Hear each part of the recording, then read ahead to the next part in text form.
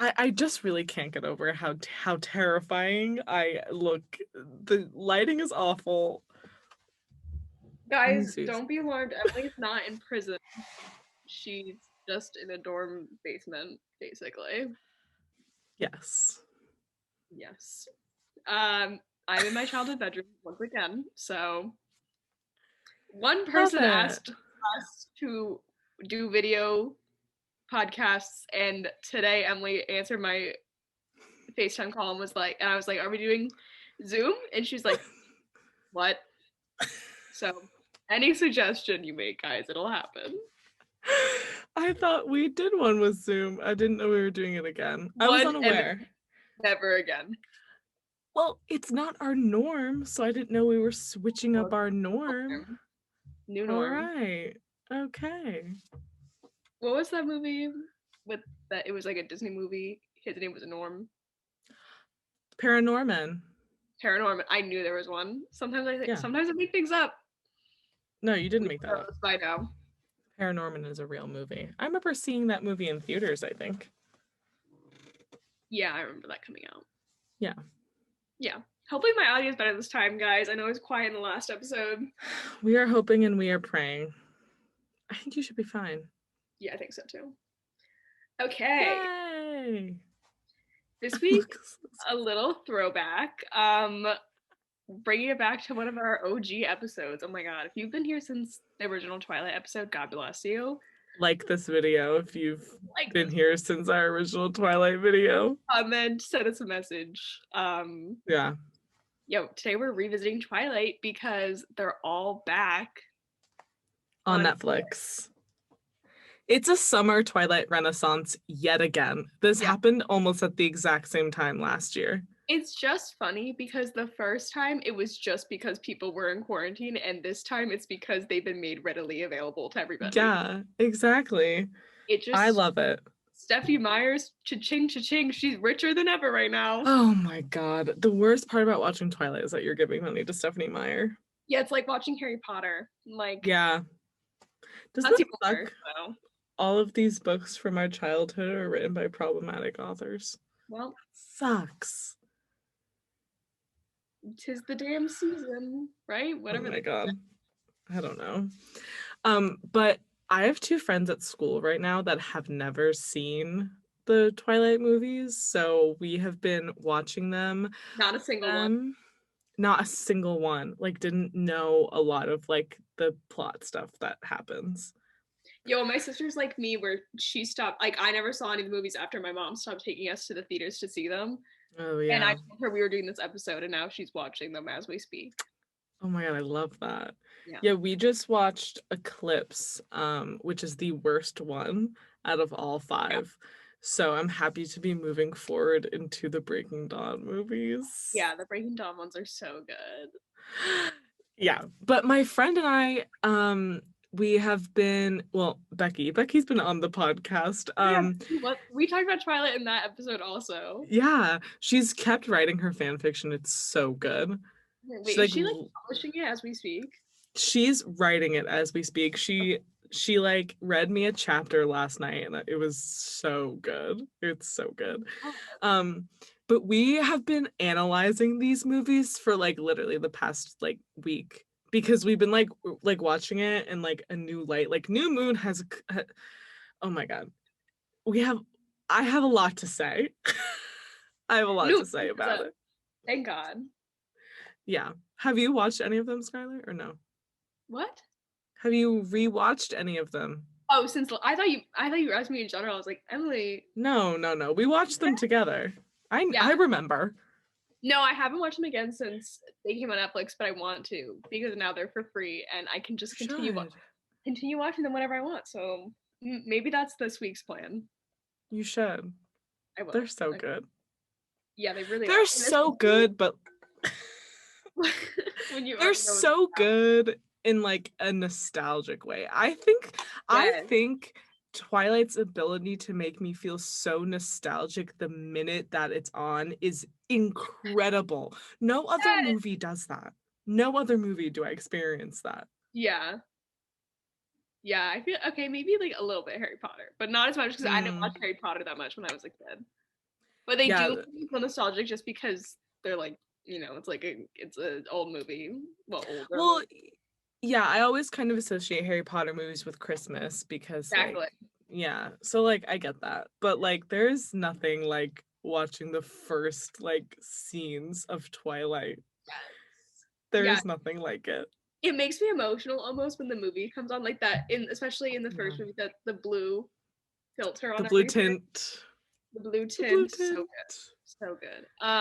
Yeah. I remember Emily and I both pretty much cried on during the final scene. I think we talked about this in the original episode too. Yeah. Um, the last movie, they like have a really powerful credit scene where they're like taking the words off the page. It's like the first time the character was introduced, Ever spoke. like the Yeah. actor, and it's so intense. Like even thinking about it now, I'm getting goosebumps. Like it literally made me Yeah. jump up, and I was not a Twilight stan back in the day. No, It's just yeah, that was nostalgic. Skylar's reaction when she saw that. Like we were both just like crying.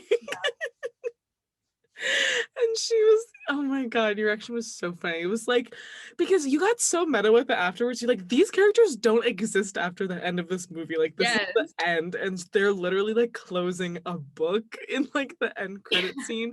And it's so like, and this chapter of your entire life has just come to an end. It's so sad, but like, but now they're on Netflix until whenever they get off Netflix, and you can watch them like I mean, it's never gonna whenever. be the same. It's not. It's Oh never. no. Reading is so depressing, but it's never gonna be the same as to like when the first time you watched it, like as they were coming out, like the excitement, like Yeah. the emotional attachment to the characters, especially if you did read the books, like, and then all of a sudden you watch the last movie and you're just like in the theater watching the book close. You're like, Yeah, I because was not even part of that, and I felt so much empathy for that I was emotional about it. I know, because I remember I finished Breaking Dawn like the week of that I went to see the movie in theaters. So I watched that. Imagine me, 11 years old, and I'm in the theater and I'm watching the like plot twist ending of Breaking Dawn Part 2 with my friend, being like, having just finished the book and being like, Carlisle just died? They changed it so much. Excuse me. Oh my god, no. And then like, but I did see a TikTok today that was like someone was filming Jacob's entrance in Eclipse, you know, when they're at school and he's like in that black tee and there's like rock Yes. music playing. Someone was recording that and she was like, every time I see this, I can hear the blood curdling screams that were What? let out in the theaters by the 13-year-olds. And I was like, I would kill to Yes. experience that. Like, I only ever saw the last one, or maybe I saw the first one in theaters too. I did, but like their heyday, sort of, because I feel like Twilight was sort of like nearing its end, obviously, but also in popularity Yeah. by the time the last movies were coming out. So like to be there in like New Moon and Eclipse, At oh the my midnight god. at the midnight The premiere. midnight premiere. God, what I would do to be at the midnight premiere of literally any movie franchise right now. Oh my god. We always say like we wish we could be in theaters watching Avengers Endgame.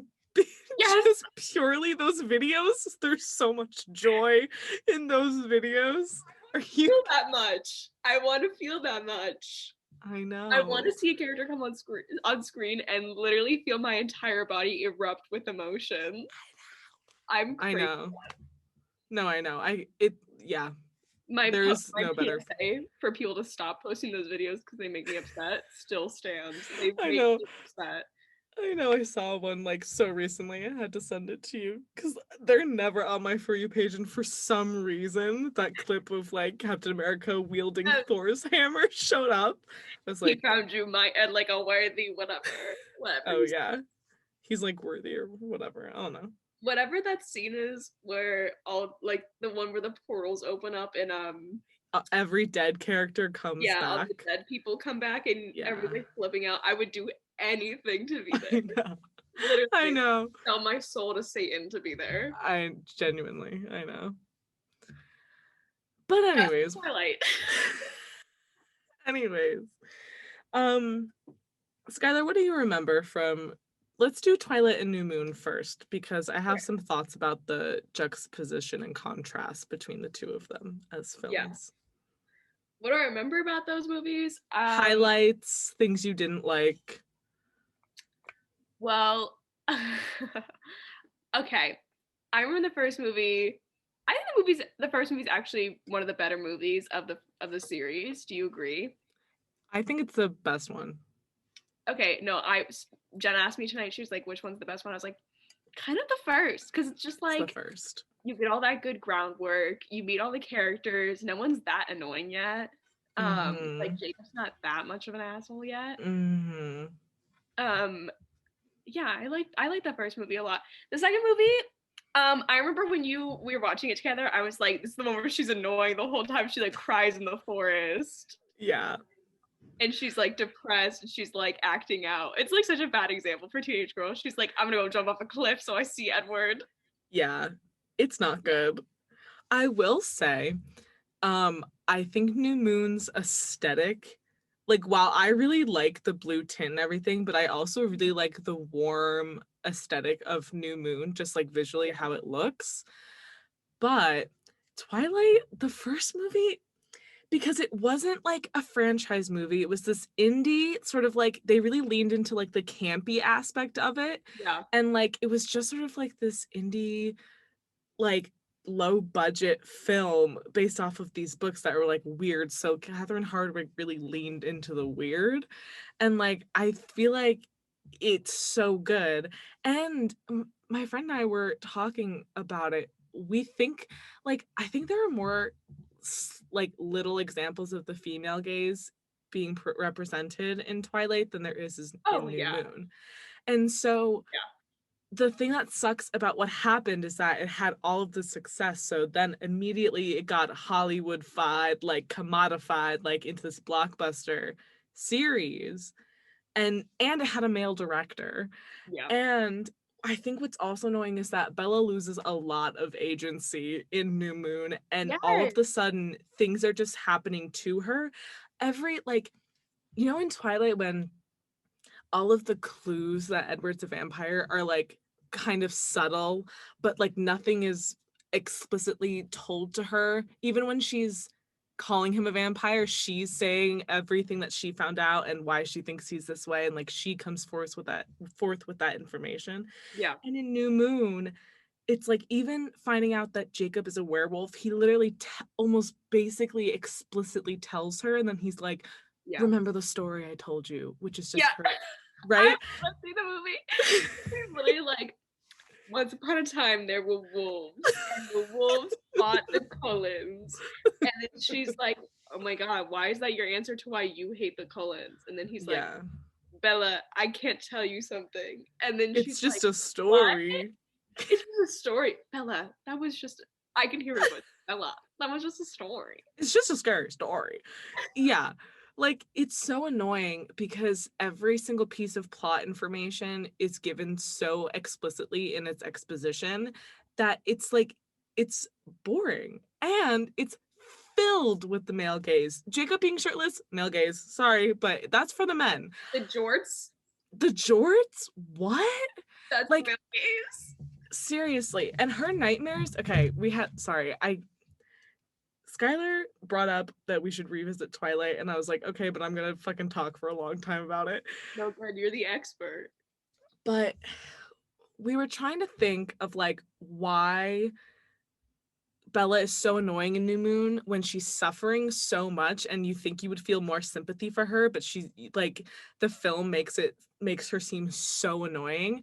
And I think part of it is that like during her nightmares, remember when she's like screaming in her bed? Yeah. There's such emphasis on How Charlie. could I forget? The blood curdling screams. Yeah. But there's such an emphasis on like Charlie being woken up and like taking a deep sigh and sort of being annoyed and worried about his kid.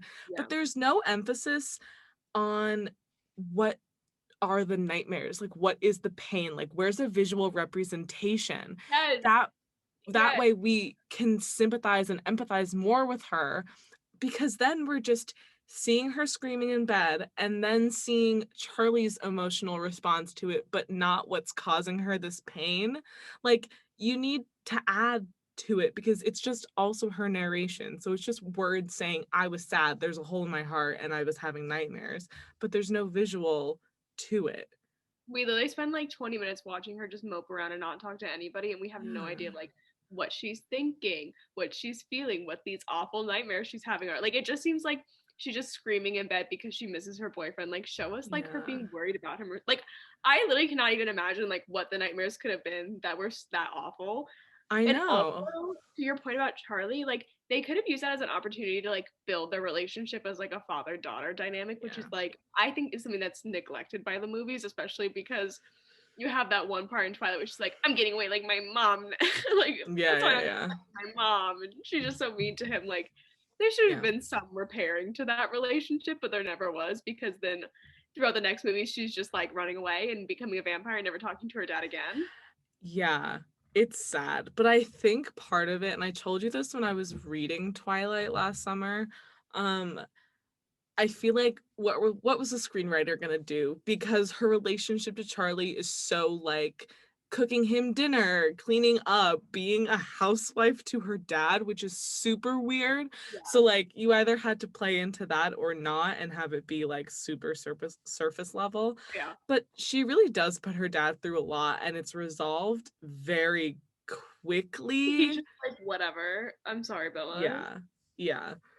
But I don't know. I feel like a lot was lost in New Moon, and a lot was lost through the rest of the series for the movies, which sucks because the first one had so much potential, and I wish that I wish that like Hollywood never got its freaking clamps on it. You know what I mean?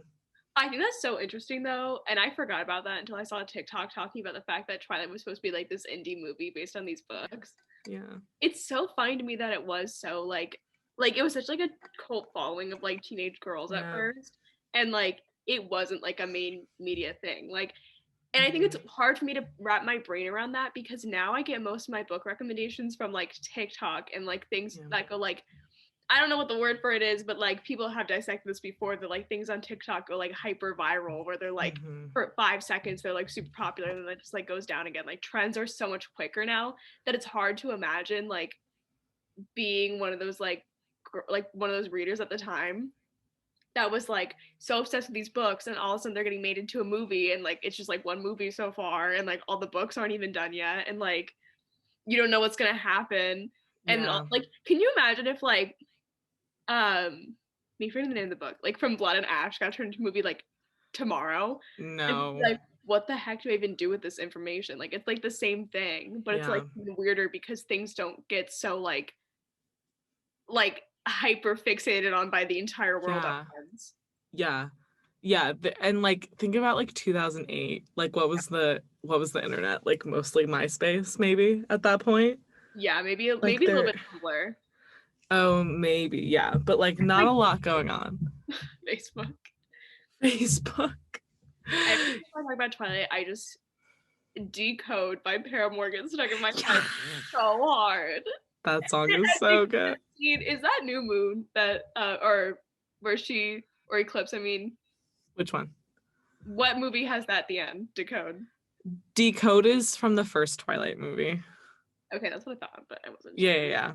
No, yeah, I only have like a live version of Decode because it's like not on Spotify. I think it's on Apple Music. Just put it on Spotify because I saw people posting about it. Oh, really? Yeah, people were like freaking out. They were like, finally. Oh my God. It is such a good song. I will say this. New Moon has the best soundtrack, I think, out of all of the movies. Like, if I'm gonna sit down and listen to one Twilight movie soundtrack, I'm gonna listen to New Moon. What's on the New Moon soundtrack? Supermassive Black Hole? No, that's from the first one. Oh, you're right, the baseball scene. New Moon has Rosalind, Possibility, okay, Friends. That's all you can say. Yeah. Like that soundtrack is so there's like a song that the lead singer of Radiohead sings. That soundtrack is so good. But I think that's something that all of the Twilight movies share, is just that like they all have really good soundtracks. Yeah, even before I watched Twilight, like the rest of the movies, so many of those songs were such a big part of my life growing up, just because Yeah. of Tumblr, like literally because of Yeah. Tumblr. So bad. Turning Page, Turning icon. Page, Flightless Bird, American Mouth. Icons. Icons. You were like, Yeah. the songs on this movie were Rosalind. I was like, enough said. Enough said, Rosalind might genuinely. be one of the best songs from this franchise. Yeah, no, it probably is. It fits the vibe so well. One thing I was gonna say about the second movie was I think Yeah. they did use the landscape way better than they did in the first movie. Like you see so much more of like the tree aesthetic and like Yeah. the rainy like cliff sides and like things like that, which I think did add something to the movies. I agree. Not Because plot you wise, sort just of like visually. yeah, no. Because yeah, it's not like all new to her yet, so there's something a little bit more familiar about like the surroundings. Also, Edward's entrance in New Moon, every single time I get so hyped when he's What's coming out the of the end of the movie? so it's her birthday, she wakes up with Oh, Romeo and Juliet, and he's coming out of the car with like the shirt, the t-shirt, and it's like that song playing in the background. sorry, you're right. I just forgot that the beginning of this movie is Edward reading uh that awful scene. My least favorite trope ever in movies. Reciting Romeo and Juliet in the class. Not only reciting Romeo and Juliet, but having the scene be where they're talking in class and the teacher's like, "You're not paying attention. Read, tell me what this line is," and then they say it perfectly. I hate that trope so much. Yeah, absolutely disgusting. That's how you know this was a male. He used Romeo and Juliet to Yeah, like what? like to like sum up the whole of the movie and foreshadow what was gonna happen. Yeah, Disgusting. absolutely disgusting. Insulting to his audience's intelligence. We're already reading one of the best love stories of all time. You don't need to bring Romeo and Juliet into it. Exactly. But you know what else? I think you mentioned this to me last summer when we were watching them, because I feel like I have a vivid memory of us in a hotel room bed and you pausing it and then us having to rewind. But when they're in the hallway after like they go into class and she has that dream catcher from Jacob, and Edward's like, "So Jake is allowed to give you a birthday present, but I'm not." And he raises his eyebrows at the end of the sentence and has his hands in his pockets. I swear to God, it's kind of you paused that and you were like, "Watch that again," and we did, because it's so hot and he does it in like all of the movies. But it's just the way. Oh my God, I can picture it so vividly in my head. That sounds right. That sounds Yes, right. yes. Yes. Anyways, some other good from New Moon. Some Listen, good I Edward know content.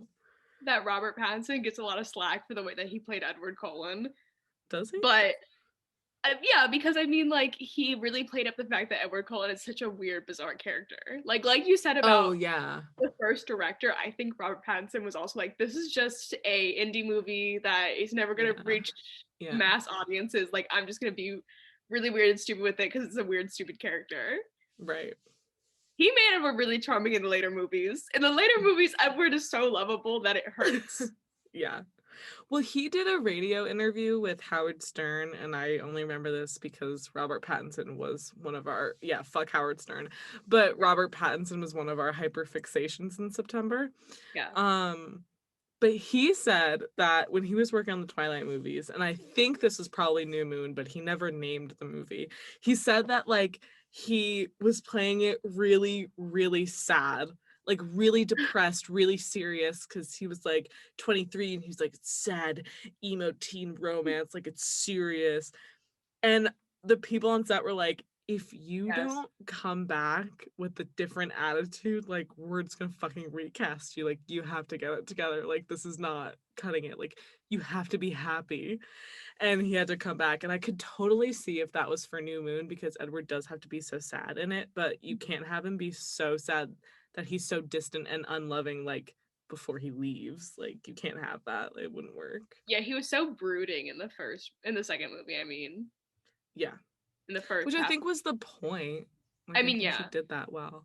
He's like, I But have to leave my love because I'm gonna hurt her. Which I hate because in the first movie, it's so annoying. The first movie, they like come to this conclusion that like he loves her and he's gonna learn and he's gonna be around her and he's gonna like work on it. And the next movie he's like, no, I take all of that back. It's not worth it. One thing happens and he's like, our lives are ruined and I have to leave you forever. Big deal. I forget what, like, I don't even remember what the catalyst was. Was it that she got a paper cut? No. She got a paper cut and Jasper went to attack her. Right. So literally not even that big of a deal. No, but it was a big deal to Edward. Dramatic. Absolutely ridiculous. Yeah, no, I know. Also, having read Midnight Sun and watching Twilight and just knowing his thought process completely paints that movie in a different picture. What does it say in Midnight Sun? He is so annoying in Midnight Sun. He is like, right? Yeah, basically. He's constantly like, she's gonna wake up one day and leave me and I'm prepared for her to leave me and she hates me until he's like I am worthless. She loves me until she hates me and then she'll leave me, so I'm always going to be prepared to leave her. And then in the movie, I think what we don't talk about enough is how all three of them, Edward, Jacob, and Bella, are victims of abuse. And this is what I mean by that. From each other? Yes, from each other. Edward is constantly gaslighting this girl. Yeah. Emotionally abusing her to the point where she is so depressed when he leaves, and then like it's like so emotionally dependent on this man she's known for 2 months. And then you have Bella, who is in the first book, outright says that she is flirting with Jacob Black to get information from him, and he's 15. She's like leaning on this 15-year-old. She's like, whatever. Yes, and she's like fucking him. Well, she's fucking him over. Reading between the lines, they had sex. Yes. No, she's like messing with him. And in New Moon, she's constantly like, you can hold my hand, but it means something different to you than it does to me. And I know why you're doing this. I know you like me. I also might like you, but you can't ever date me or have feelings for me, but you can't ever leave me. I need you.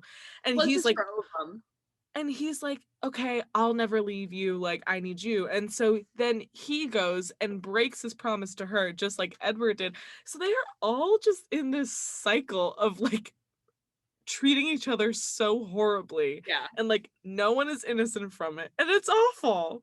It's no awful. Nice to each other in this movie. No, not a single time. Not a single time. But Emily, you're forgetting that it was just her ovum, so she cannot be held accountable for anything she did to Jacob in the franchise. I agree. I hate that. Whenever I think about the fact that Stephenie Meyers decided that Myers. There's no S. Meyer. It's just Meyer. Stephenie Meyer. Whenever I think about the fact that she decided one day that she was gonna explain away Bella leading Jacob on by saying that her released egg, her not yet released egg, was so in love with him and just had to be born, which again just denies the laws of the human body, because there's like a 1 in 1 millionth chance that a single egg is gonna come out. Is that what she said? She said the egg needed to be born to be with Jacob? No, she didn't say that, but you told me watch the movie that the reason that Bella thought she might be in love with Jacob also is just because it was Renesme inside of her. Yeah. I'm explaining to Stephenie that by her logic, yeah, the 1 in 1 millionth egg in Bella had to be born. No fate. It was gonna be born, and or else she was gonna think she was in love with Jacob forever. It was another baby. Yeah, until Renesme's ovum just was so potent in there that Bella thought she needed to be released. She needed to be released. Yeah. Well, yeah. Apparently, Stephenie Meyer never told the public that she told the public that female vampires can't have children, but male vampires can impregnate human women. And so don't ask me why male vampire sperm can work, but female vampire eggs can't work. Maybe it's because they're not getting their periods, but I don't even have the brain capacity to go into that. But anyway, apparently that's how she was like, people were still really confused, and apparently that was her That explanation didn't for it. explain it away. No, I know. But I just thought that was so interesting that that just to be there for that discourse about the topic would have been so fantastic. I would have loved to have been a fly on the wall at any point where Stephenie Meyer was coming up with her plots for Twilight. I would have loved to like walk on her post-it notes of her storyboard. I just like Yeah. would have loved it. Also I knowing that wanna it's know- a self-insert. Yeah. Oh. And Yes. Jacob is the name of one of her brothers. I found that out recently. And walking over her storyboard, and I would love to have known what her original ideas. Like, I want to know what the first draft ideas were, the ones that got scrapped. I want to hear those. I'd pay $1 million to see Stephenie Meyer's first draft of anything Twilight she ever wrote. Imagine what she scrapped to have Renesme be a thing. I don't know. I don't know. What was the original plot of the movie? Genuinely, after Breaking Down Part 1, at the end of Breaking Down Part 1 is what happened to the original plot of the movie. No, seriously.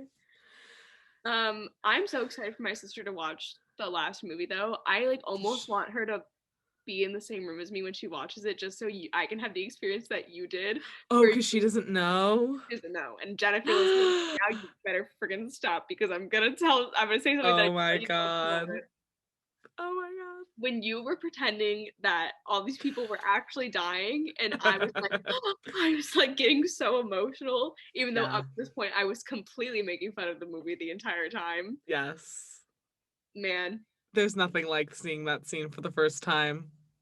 I would pay $1 million to go back and watch that scene for the first time. Are you kidding me? Yeah. I'd pay even more money to go back and watch that in theaters with everybody. It's tough. But yeah.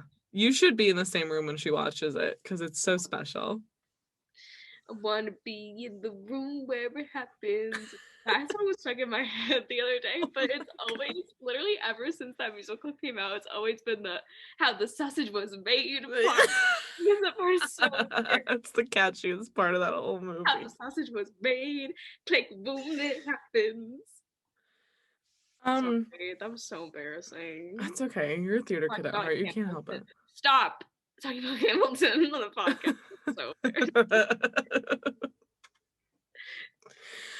I want to talk about how Breaking Down Part 1 is basically pro-life versus pro-choice. Listen, the day that I learned that Twilight was Mormon propaganda changed my life. That is another. Mormons that like are nice to people and don't put their views on other people. Yeah, but Stephenie Meyer took her views, put it in a palette so like ready-made for impressionable teenage girls, and pushed her agenda. She pushed a no sex before marriage agenda, she pushed a housewife daughter agenda, and she pushed a pro-life agenda, and I think that that's a little irresponsible. Yes. And like, why would you use your power for like that? Why? Exactly. That was my thoughts exactly. Sorry.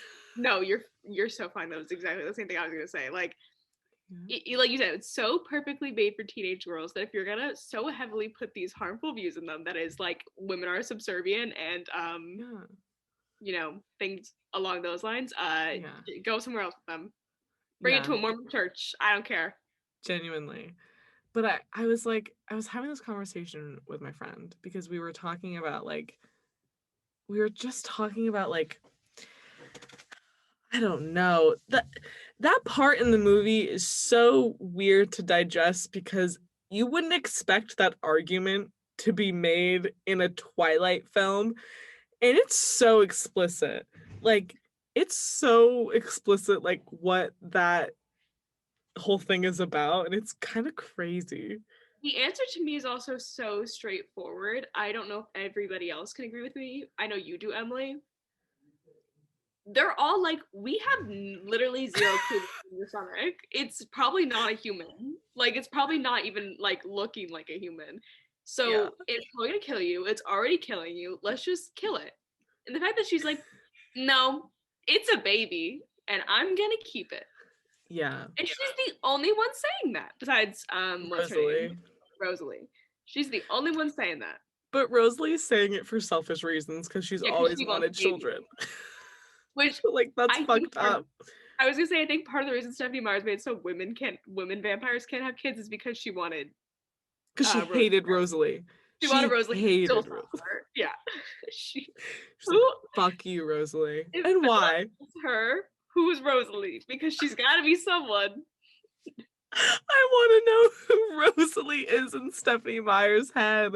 Yeah, we need the answer to that question. But I just think it's so interesting because in the end, ultimately, Bella does choose to have that baby.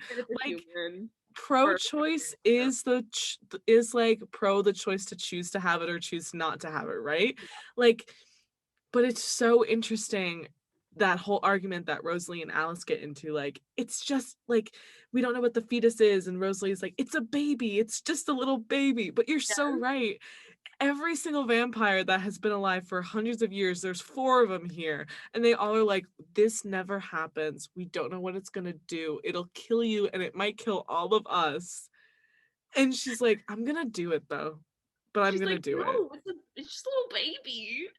Like, and maybe that makes sense for Bella because it's a little baby and her spine breaks in half. She's like, please. But it kind of aligns with how Bella is through a lot of the books and the movies. Is she's, first of all, never afraid of anything that has to do with the Cullens ever. Oh my god. Never scared for a second. And she also is so concerned with everybody else's safety and well-being except for her own. And so it is aligned with her character, but it is still just so silly to me every time I watch that movie, because I'm like, guys, I can't, like, how did she sneak that in there under the guise of this like monster child? The same way she tried to sneak that floor-length khaki skirt in the books. I can't believe that. Thank the Lord that they didn't put that in the movie. Can you imagine if I had to look at it, if we all had to look at Bella, oh my god, at Kristen Stewart in a khaki skirt and a blue full coverage blouse and her hair in a ponytail. No. And then for Robert Pattinson to have to look at her and say, you look absolutely indecent or whatever.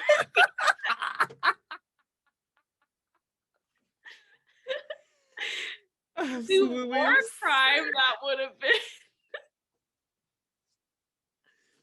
Absolutely absurd. What does he say? He says you look absolutely like ravishing or something. You look absolutely indecent. Holy shit. No, I know. I know. Sorry, this is another like tiny part of the entire franchise, but yeah. When she is eating lasagna and drinking a big fat glass of milk with it. I literally gagged when I read that. No, honestly, that is the most concerning thing is her diet throughout that is absolutely indecent. Absolutely indecent. Oh my god, that's so funny. Such an opportunity though, making Renesme. I almost called it resume, like for real. Making Renesme a complete monster. I wish she came out of that womb like the alien seed and like killed everybody. And she had to die. And they had to kill her.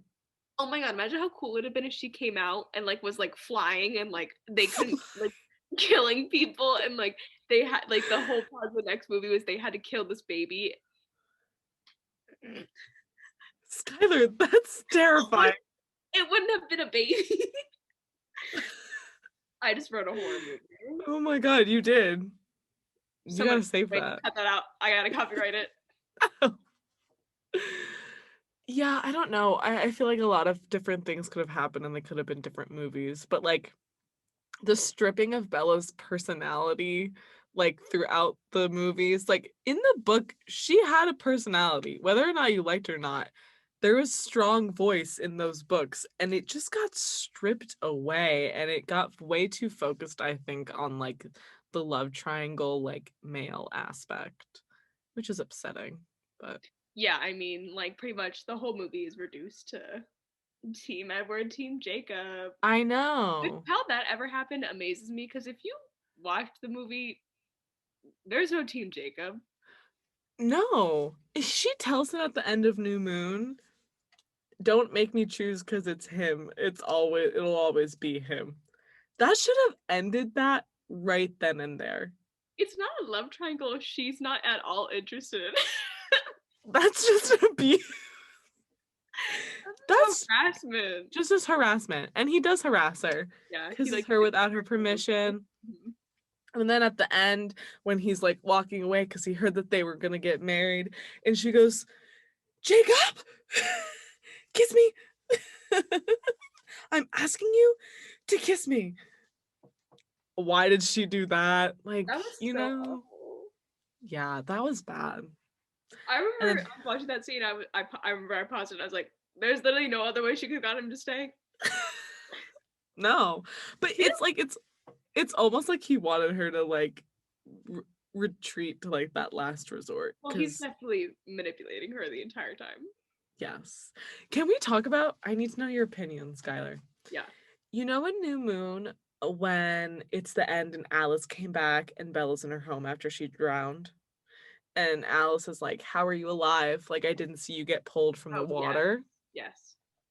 And then Jacob comes in and he has that, like, things are going to get very ugly, like, out of place line or whatever. They're, like, fighting. Things are going to get very ugly. Yes. And Alice is like, oh my God, I can't, my vision's like, I can't see past you. And she says, your pack of mutts, which Stephenie Meyer perpetuating violent stereotypes of Native Americans and profiting from it and then not giving any money to the tribe that she literally stole from. Yeah. So fucked up. Yeah. Is so fucked up. That is awful. That is horrendous behavior. Horrendous. That never sits right with me. Yeah, it's awful. She's like, I want to take this and then give zero credit or benefits to the people who made it for me. Not even for me. Who made it, and then it's for me now. And then she stole it. And then now it's Stephanie's. Yeah. So we acknowledge that and fuck Stephenie Meyer. Okay. Yeah. But anyway, in that scene when Bella and Jacob are in the kitchen and he says I love you to her in like a different language, and then the phone rings. Yeah. And he goes, he's not in right now. He's planning a funeral. Hangs up and goes, always in the way. Okay. What are your thoughts on that scene? Because my friend and I were having a bit of a debate about his intentions with what he said on that phone call. His intention was definitely to be as vague as possible so Edward would stop talking to him. That scene pissed me off though, because again, Edward literally just leaps from one conclusion to the next. I get that Alice was like having visions of her dead, but the fact that Jacob picks up the phone and he's not even like, whose funeral? Like he says he's planning a funeral. Don't you think? Doesn't Edward think he would have said Bella's funeral because they both know Bella and they both cared about Bella? That's fair, but also who else could Jacob be referring to? Like, does it go without? Literally died. Yeah, but Edward doesn't know him. Edward doesn't know that. Middle-aged man, like, he could have friends that died. Yeah, I guess. I just think he could have, I don't know, called the house back again and been like, hold on. Jacob hangs up the phone, always in the way. And then it's like, okay. Bella's like, what the fuck? And it rings again. He's like, fuck, dude, what do you want? Oh my God. One more time, Bella probably would have grabbed the phone and answered. Stop. That's a really interesting take because we were putting all of the blame on. We were I trying to hate that. see if, well, we were just trying to see if Jacob was doing it intentionally, like Yeah. intentionally trying to make Edward think that maybe it was Bella who died. Oh Because yeah, he because yeah. he used the words "a few." Like he could have just said he's gone, or he could have said Bella's right here. Do you want to talk to her? Well, he obviously Or didn't want Bella's Edward. busy right now. Yeah, well, he obviously didn't want Edward to get the chance to talk to her. Exactly. So his intentions were to make him think that he didn't have a chance with Bella Well, anymore. and because he called, also we can't forget that Edward called because Rosalie told him why Alice went to Forks. And when Alice went to Forks, she thought that Bella was dead. And Yeah. then Jacob told him that he was planning a funeral. I know. Oh, I'm just doing that for myself because we were having this debate and we had to like rewatch the scene and like literally analyze it.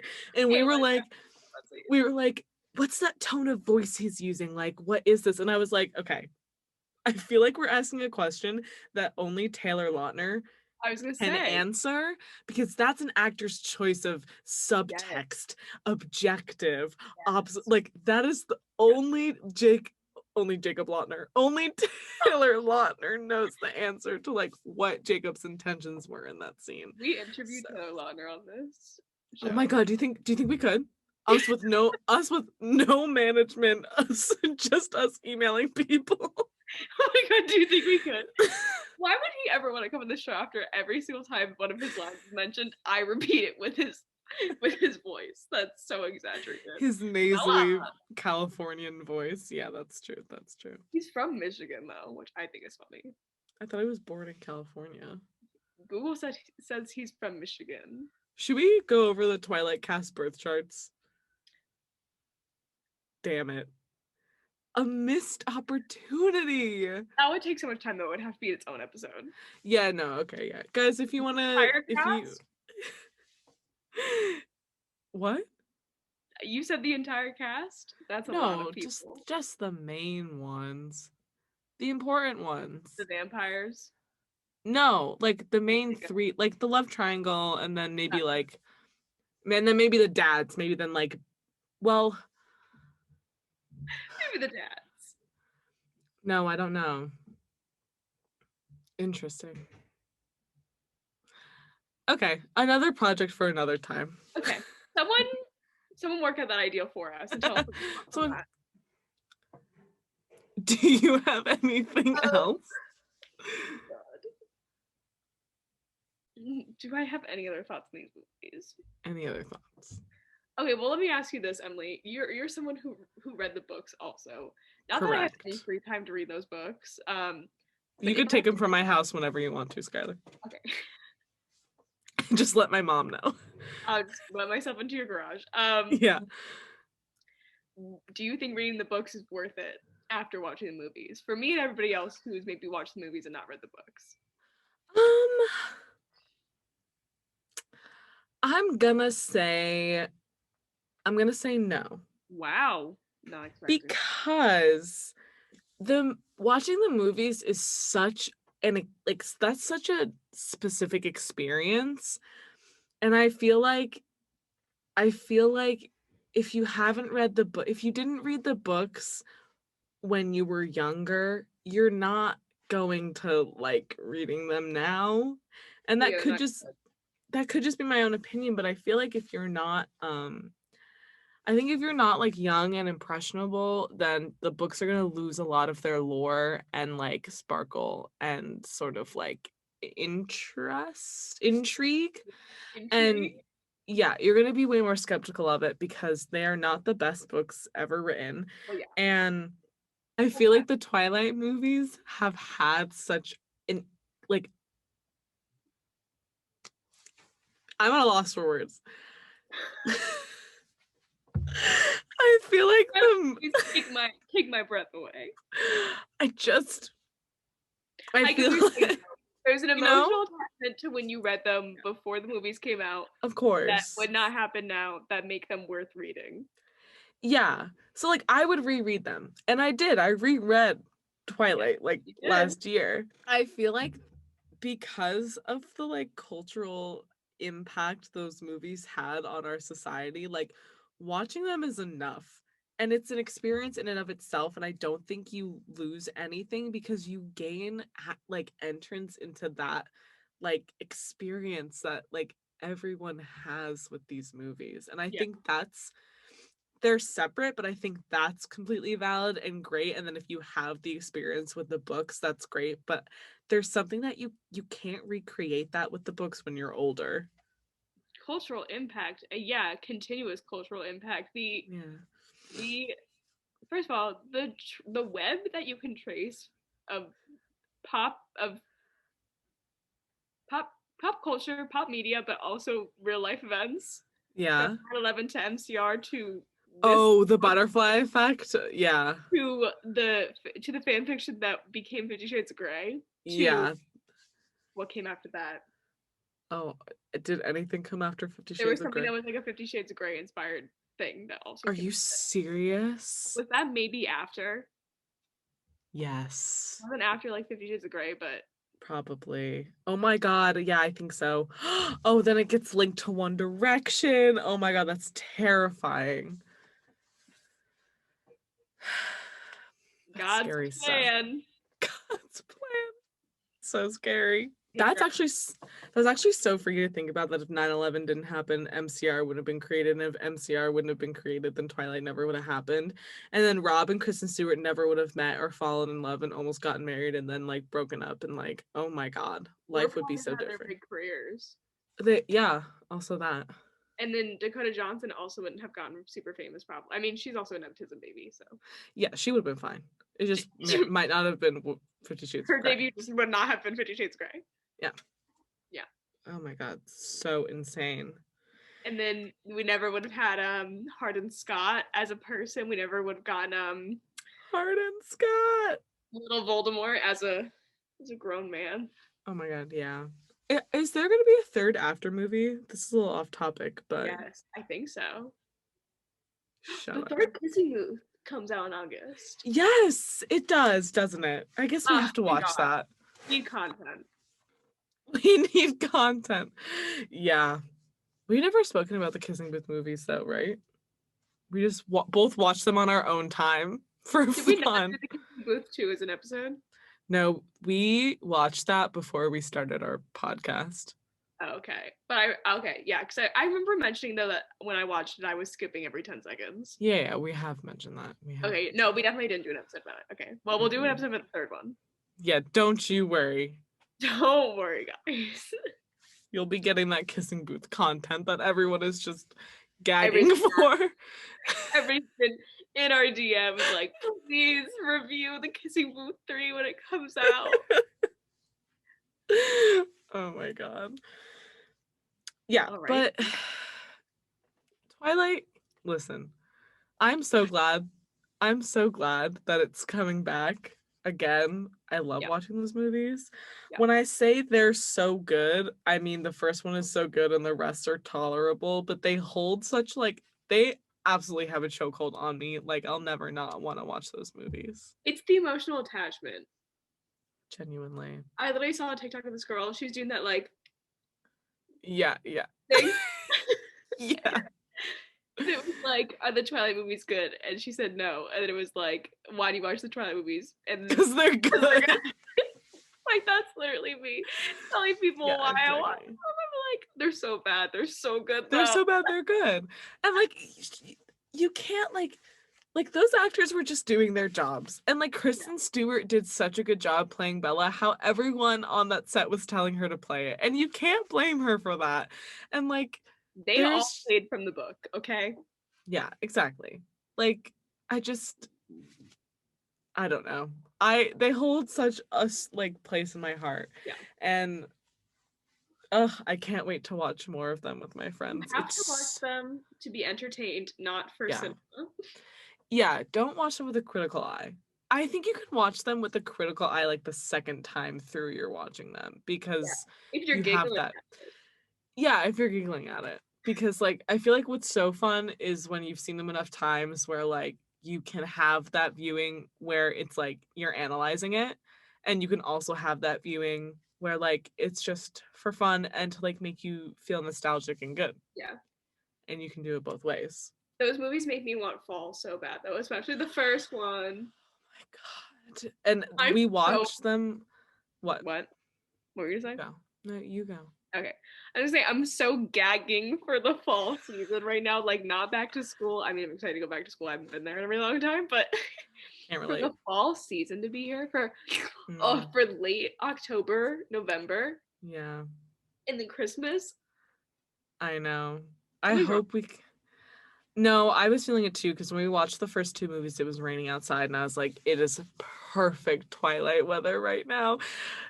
Watching Twilight in the rain is the preferred way to watch it for me. An early to mid fall rain. Yeah. Twilight weather. Yeah.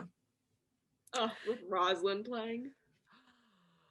Don't Absolutely. get me started.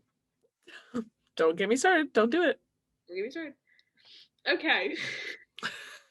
I hope you guys enjoyed us talking about Twilight for like what, a third time?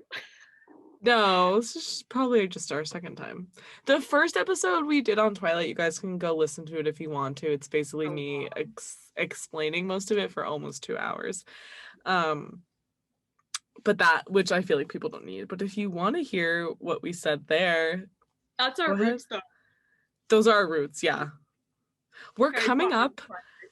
Yes, we are coming up on our 1 year anniversary of our podcast. So I don't know if people want us to do something fun for that. If Yeah. I really want to know if people are still here that have been here from the beginning. Where are OGs at? Where are No one OGs at? stayed. No one stayed. Silence. Silence. No. Crickets.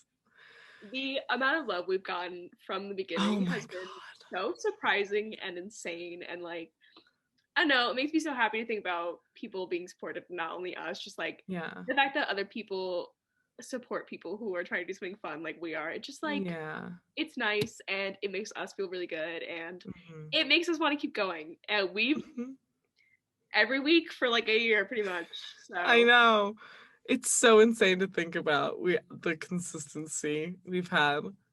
but like it's because people actually tell us that they like it. So, Yeah, and we have fun doing it, and it's so awesome to hear from people and have people listen every week. It's so incredible. yeah. So, we love you guys. Thanks for being here. Come back again. Send us a message. Follow us Yes. on our social medias. They're in the description. This episode is also on YouTube, so you can go watch it if you aren't right now. And if you are, Hi. and we'll see you next week. Bye, guys.